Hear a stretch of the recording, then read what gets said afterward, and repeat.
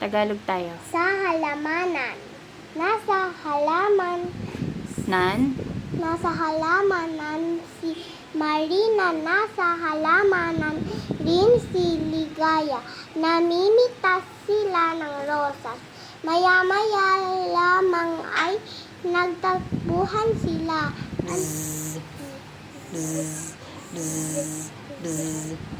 Agad-agad na pumasok sa bahay ang dalawa. Next. Gulay. Mahalaga ako sa inyong kalusugan, sa babae at lalaki, bata at matanda.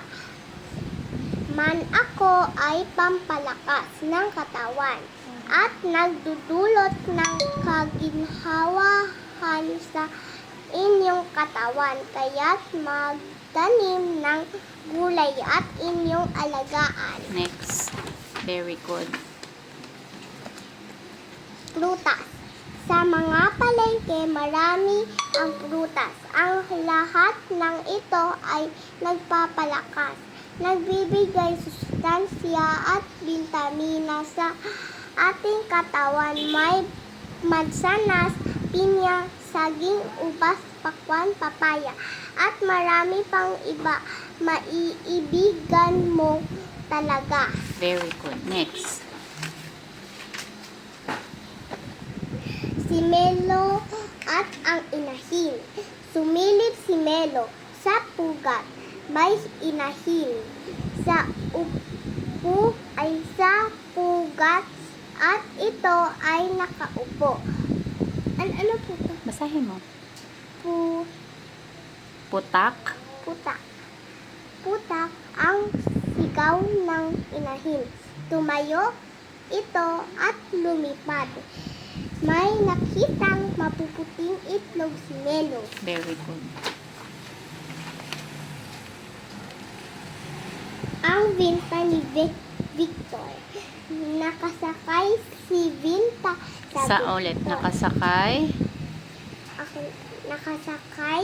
Nakasakay sa Vinta si Victor. Malaki, matibay at makulay ang Vinta niya. Naglalayag araw-araw sa karagatan. Ang Vinta ni Victor maraming Titigil ka dito sa tuldok ha. Ni Victor. Maraming mga tao ang nakasakay dito.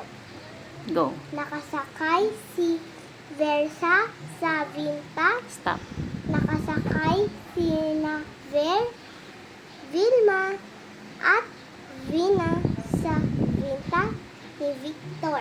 Very good.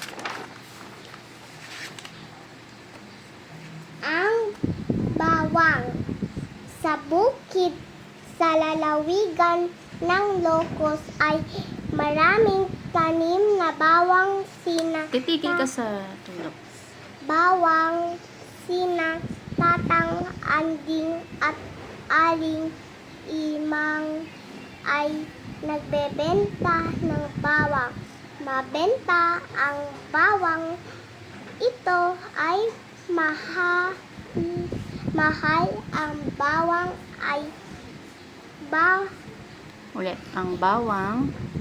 Ang bawang ay sangkap sa pampalinamnam ng ulam.